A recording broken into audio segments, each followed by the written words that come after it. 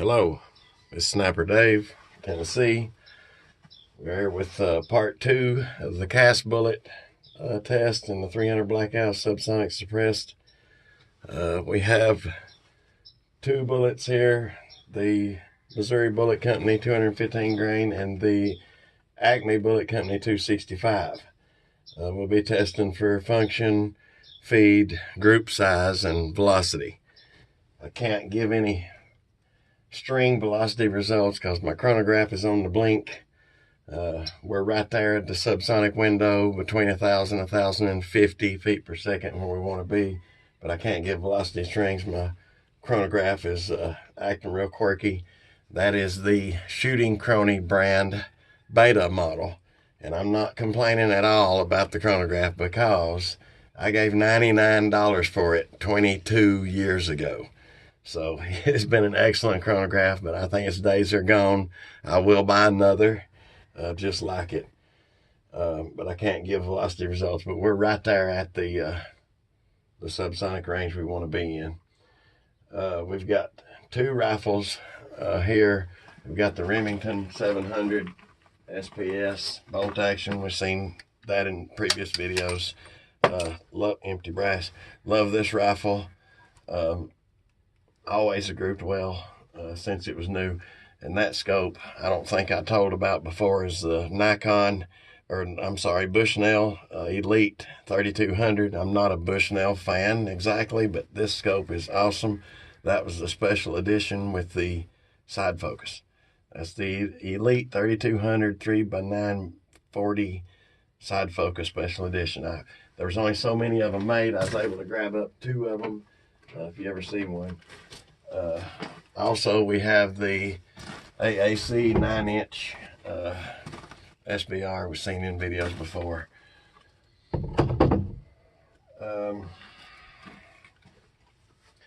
Charge weights on the CFE black propellant. I didn't tell in the first video with the 215 grain Missouri. We'll call that the black bullet from here on.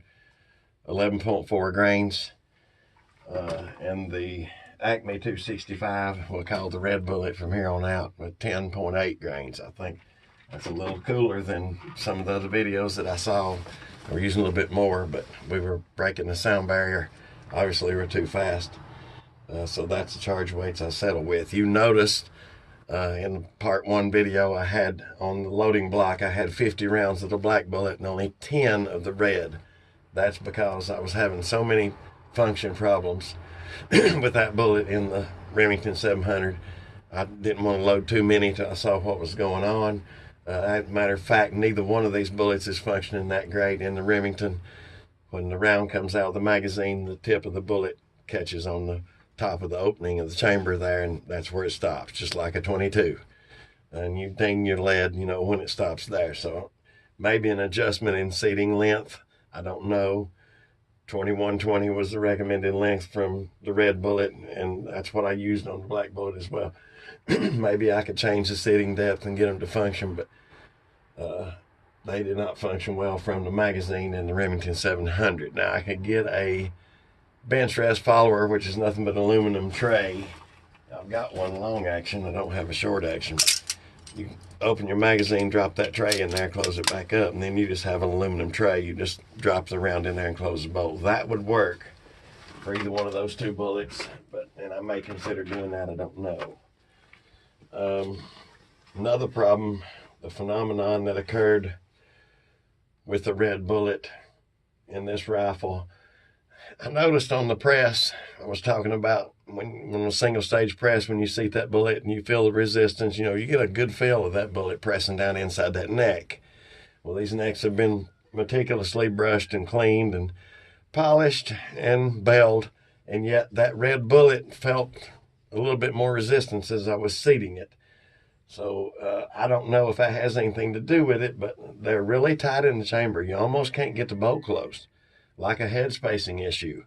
Your first thought is, well, the bullet's seated too long, it's contacting the lens. No, it's a mile and a half from the lens. It's a head spacing issue. And 300 blackout head space is on the case mouth. on the shoulder anyway, and there's not much shoulder there, But that's what the headspace is on, is that shoulder. I wonder if that little bit of resistance I was feeling seating that red bullet might have changed that somehow, tweaked that shoulder just ever so slightly. But it's hard to get the bolt closed with the red bullet, so they don't feed out of the magazine well. When you do get one in the chamber, you can't hardly get the bolt closed. I just don't think the red bullet's going to work in this gun. Black one, maybe.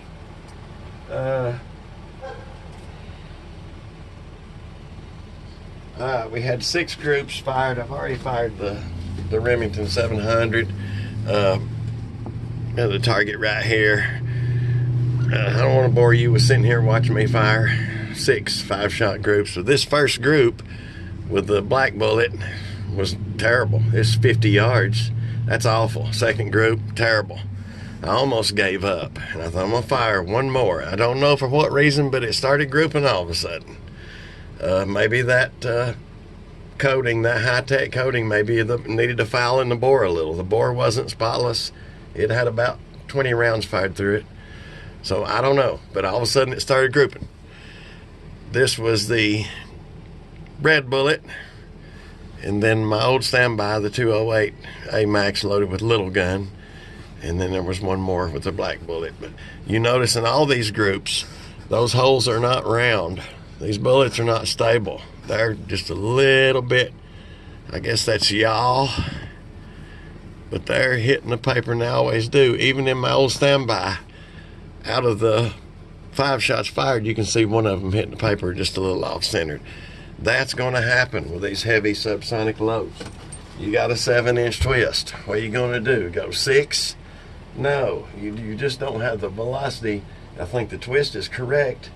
I think, and I want to test this, if we sped up, 1,300 feet per second, about a high velocity as we could get from these projectiles, I wonder if they wouldn't stabilize more and hit a little more square. I don't know, but don't let that bother you if you see that out. I haven't found any way around it. Alright, we're going to test the AR-15 now. Black bullet first. Something else before I showed this, like the 208 AMAX, they're behind each other in the magazine. These magazines were made for the 5.56. Those bullets are pretty touching each other down. These lead bullets are not. They've got them shaped where they do fit in the magazine nice, and nice little space between each of them, so that's nice. Normally I would fire the SBR from the shooter box out there, but I'm fairly confident that these are not going to run, so I'm just going to try it right here. Be a little louder than normal because the brass is going to be pounding off the wall right here, but if this will run, I'll be surprised. I'm going to shoot the mud just to... I like the sound of that long heavy bullet hitting that dirt. Let me pop the sights up. I like using the sights in co-witness with the red dot. I think it's a good training tool, but I really like it.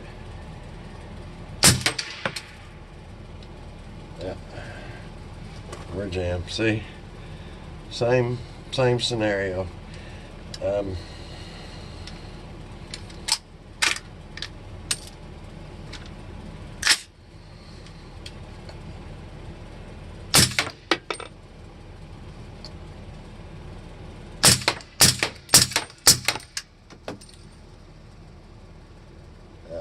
They're not going to run.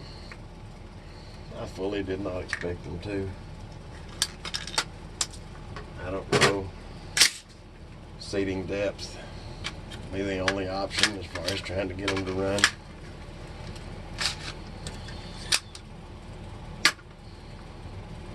Let's just see what happens. We use the button. It went. Let's try red bullet. No, they're not going to run. So, part 2, cast lead bullets in the 300 subsonic blackout. It'll take some thinking. The groups are better than I thought. They actually group really well.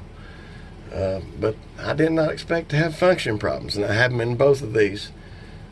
These are the only 2 blackout rifles I have. In the circle though, we have a Ruger American. We got a couple more SBRs, another Remington, so more testing to come. Look out for part 3. This is Sniper Dave from Tennessee. Thanks for watching.